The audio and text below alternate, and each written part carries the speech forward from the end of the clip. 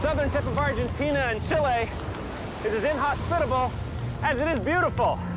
Howling winds and raging seas are so common here that vast areas of Patagonia are uninhabited and wild. Come with me as I explore what they call Fin del Mundo, the land at the end of the world.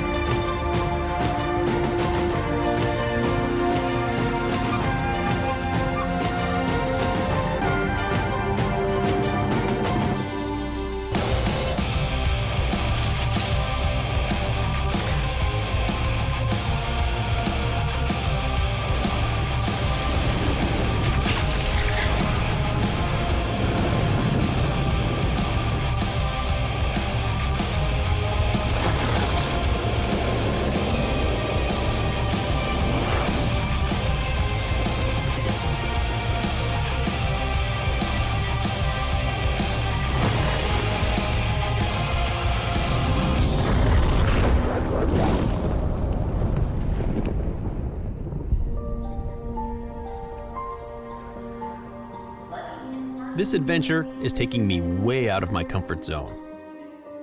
Fly to the bottom of the world and sail around Cape Horn in the most dangerous and unpredictable waters on Earth.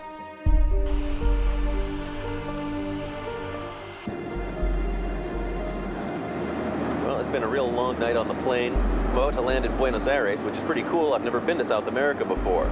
But from there, I hop on another Aerolíneas Argentinas flight and go south, way south, to the bottom of the continent, Ushuaia, the most southerly city in the world. That's where things get a little hairy, you see, because I'm going to be getting on a sailboat. I'm not much of a sailor. I get very seasick. I'm going to be totally out of my element, and the water down there is some of the roughest in the world. So I'm excited about going to South America. I'm not totally excited about what I'm going to be doing when I finally get to the bottom.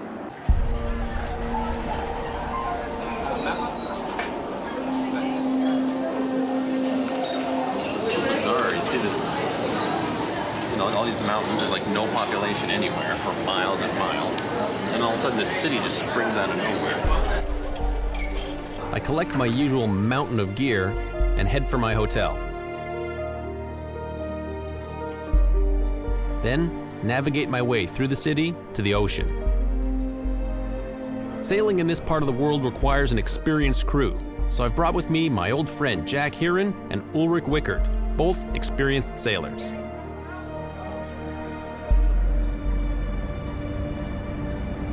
Well, I'm getting my first taste of the Beagle Channel here. Today, it's not so bad, but I'm on a big boat as well. Cape Horn, sticking out from the bottom of South America into the wild winds of the Southern Ocean, is the Everest of the seas. Elusive, dangerous, and considered a major accomplishment by sailors the world over. And like Everest, the Cape has claimed many lives. The waters at the end of the world are fierce and unpredictable, with turn-on-a-dime weather and hidden reefs that have sunk untold ships throughout history. Well, the sailboat I'm going to be on is not going to be a whole lot bigger than that little guy out there. So, a little scary. I'm not really a nautical guy. All it takes is one rogue wave or bad navigation or who knows what, a storm coming in. You flip over, you're in big trouble. Well, I think this is an opportunity of a lifetime. I've read books about sailing ships that have rounded the Cape Horn and its reputation and also the beauty of this area. What do you think of someone who's a total non-sailor going on an excursion like this? Well, it'll be an interesting experience for you. This region of Patagonia is so harsh and remote, it started out as a notorious penal colony, where Argentina's worst criminals were sent. It now stands as a museum where I discover the area's humble beginnings. One of the main reasons why Ushuaia was settled in the first place was because of its remote location. It was a perfect spot for a prison. Surrounded by mountains, on an island, very cold water, there was no place for the prisoners to go. So, this was the biggest building, and this is why the whole town is here. This prison was built in 1902, and the Argentinian president at that time was very interested in having Argentinians living here, yeah? Because as it was so far away from the rest of the country. And they were interested in having Argentinians here because we are very close to the border with Chile. And there have been many arguments about that border. So the city of Ushuaia was founded in 1884. And in 1902, they started building this prison. It was built by the prisoners themselves. Many prisoners died. Many were severely punished. Yes, some were beaten to death. Many tried to escape, but of course that was not easy. The water is freezing here, so they either froze to death or decided to come back.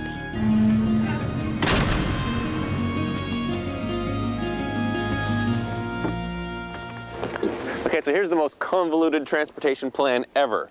I'm at this airport here. I have to get into a plane and fly to this airport over here. Okay, I think this is gonna go down in history as the shortest flight ever. Safely on the ground, about 4 minutes later. So that I can then fly from Ushuaia, which is right here, to Port Williams, which is right here. It would normally take maybe half an hour to drive there, and it's gonna take all day with this crazy plane shuttle.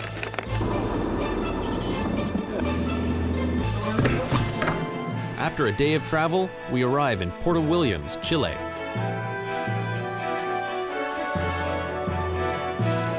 Now it's time to get on the boat and meet our skippers, Carrie Pashuk and Greg Landreth.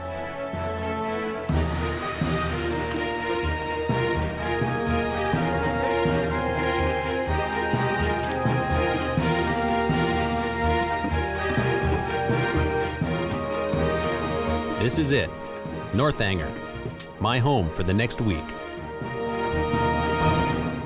And what a rocky home it's going to be. I've just left Port Williams, Chile, on the 54-foot Northanger, and our skippers are showing me the ropes. Carrie and Greg have sailed the world together for 20 years, and Northanger is equipped with a satellite weather receiver, radar, and electronic navigational aids. Low in the north there, you can see a big Advanced weather forecasting skills are a must down here, where survival depends on knowing when to sail and when to find shelter. This is a very squally, strong southwest flow right there. What's the latest? The latest weather chart.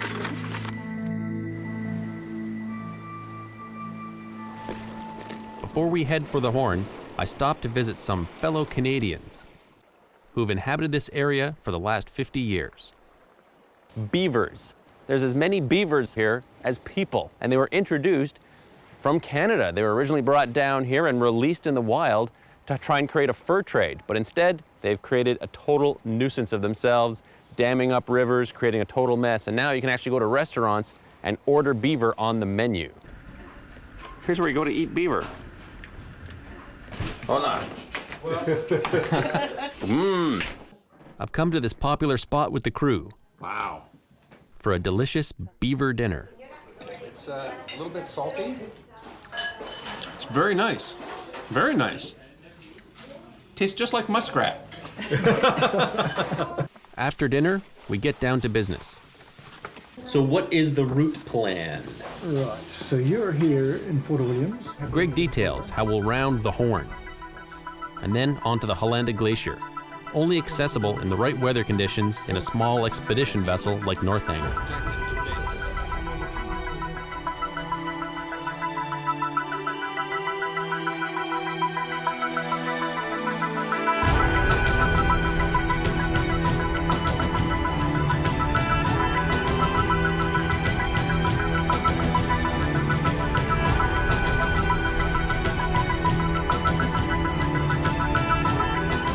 You know, it's one thing to actually talk about going to Cape Horn and sailing around some of the most treacherous water in the world, but it's another thing to actually be doing it, and I can't believe I'm actually going there right now to this place where many a sailor have met their watery grave.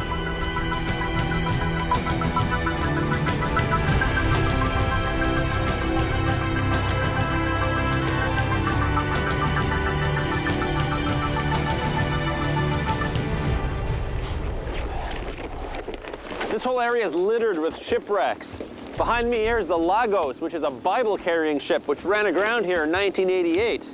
But it's just one of many. Especially down here around Cape Horn, there are dozens, literally dozens of shipwrecks with countless lives lost over the years. One of my biggest fears about this trip is my notoriously delicate stomach. So here's my collection of seasick medication. We got meclizine, dimenhydrinate, cinnarizine, all kinds of ginger pills, these patches that go behind your ears, drops that go behind your ears. These smell so bad, they probably make you puke even worse. Pressure point bandages. If one is good, 6 will be even better. And if that doesn't work, the silver bullet. And this puppy, you don't swallow.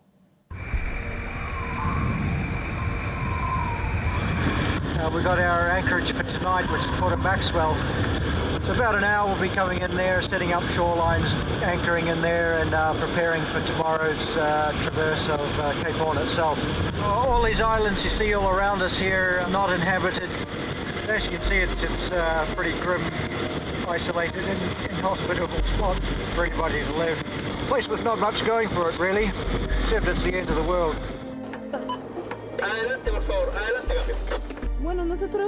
Carry radios ahead to confirm our position. Travel in this region is tightly regulated by both the Chilean and Argentinian governments. Time to blow up the dinghy and start what will become a daily routine. Finding a safe anchorage and tying the boat off to rocks and trees to keep it from swinging around and damaging itself in the relentless winds. Look at the amount of area it's covering in the Southern Ocean there. So is the plan to round the Horn today in relatively decent weather? Land, shoot straight north as fast as possible, because this is very icky. And if you look at the full satellite picture... That's adequately frightening. So you don't want to get into that, I don't think, eh? Well, part of me does. The storm chaser in me wants to get into that, but the landlubber in me wants to run away as quickly as possible.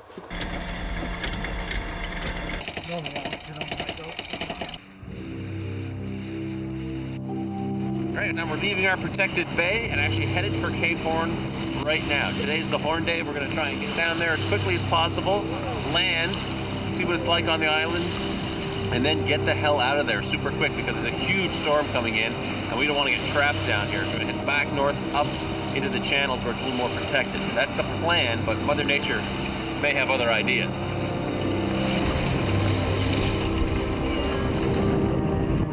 Typical Cape Horn weather. Gray. What a difference between the protected area and out here the more exposed seas. Very choppy. It's gonna be a rough trip.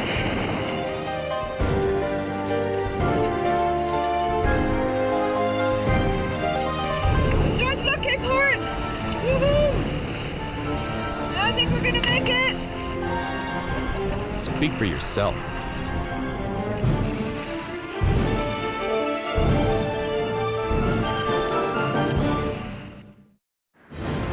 The raging seas of Cape Horn and my weak stomach have teamed up with predictable results.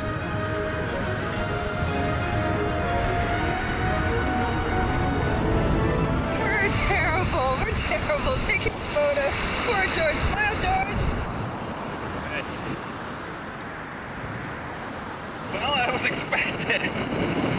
That was expected. Oh. This is how I'm spending my rounding of the Horn. This place is only for the most fearless and experienced sailors. The weather here can be absolutely ferocious.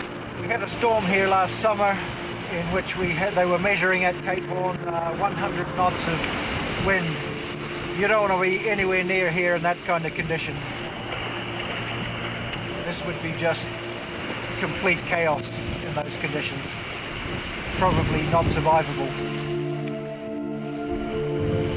Probably hundreds of mariners come round and seen this very sight. Quite a few of them aren't with us anymore.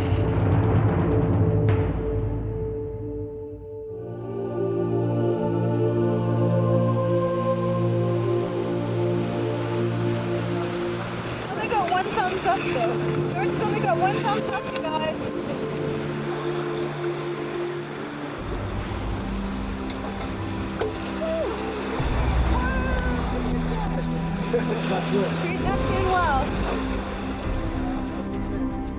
Oh, let's definitely have some champagne.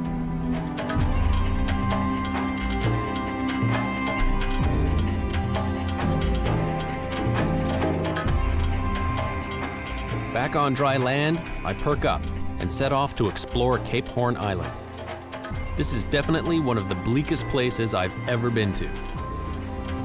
It's so windy here, this flag has to be replaced every 2 days. Over there's the monument to the sailors who died here. Unknown number of shipwrecks, men lost at sea, all because of the treacherous conditions here. The waves, the rocks, the wind, the currents, they all flow through here.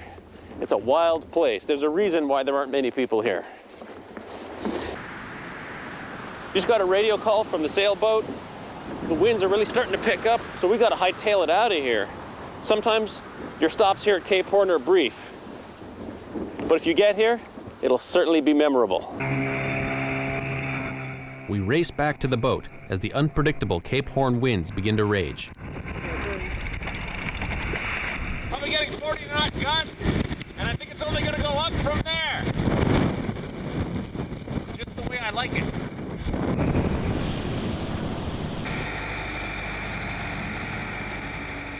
The storm comes fast and furious, but the decision is made to battle it in order to stay in position to get to the glaciers. It pays off as the storm finally subsides, giving us a much-needed break from the heavy seas. Plan is the wind's gone down, we're going to skedaddle west as far as we can get before it comes up again. Hopefully we can get to the glaciers. That'd be great.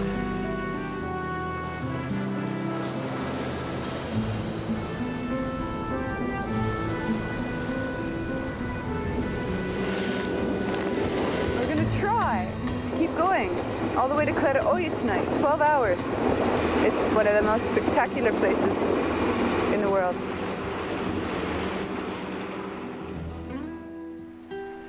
But first, some risky maneuvers in the dead of night.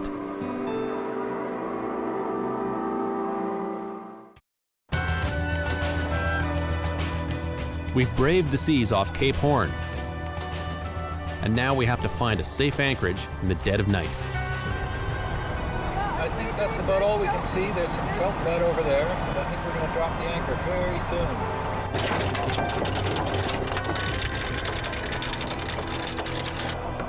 There you go. A bit of a tricky maneuver right now. They got to lay down the anchor and a few lines to shore to tie off the trees at night, because tomorrow we got another big storm coming through, so we got to make sure that we're really tied in, good and tight. And of course, doing it at night makes it that much more difficult.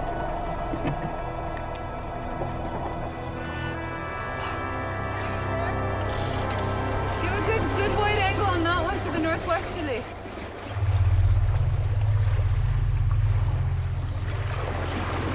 There's an old maritime saying about the weather. Red sky at night, sailor's delight. Red sky in morning, sailor take warning. So we'll see what this morning red sky holds in store for me today. Although the sky threatens, by late morning, the storm's path changes, and we're able to sail through to the glacier.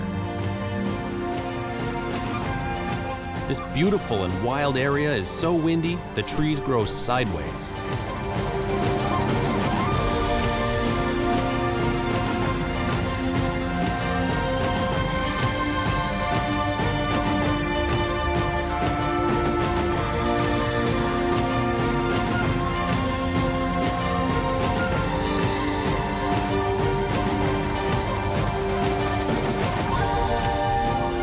Now we get to do something a little more my style. Climb the incredible Hollanda Glacier.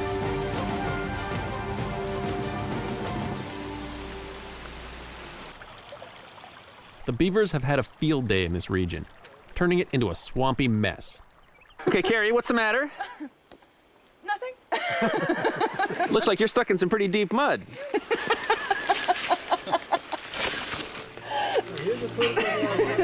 There you go. It gets better this way.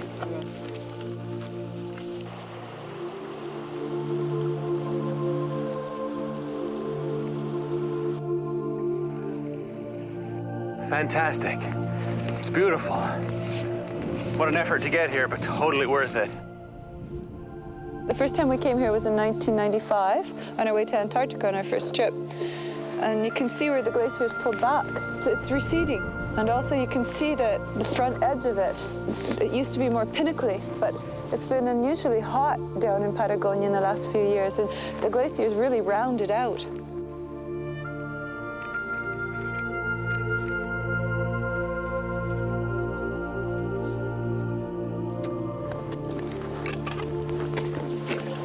Oh, bottomless pit.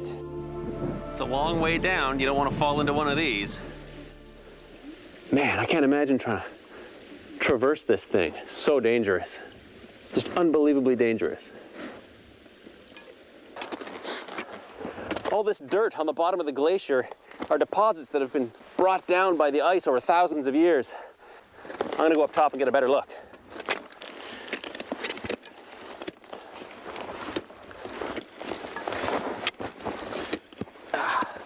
Absolutely fantastic. Fantastic, there's no other word for it.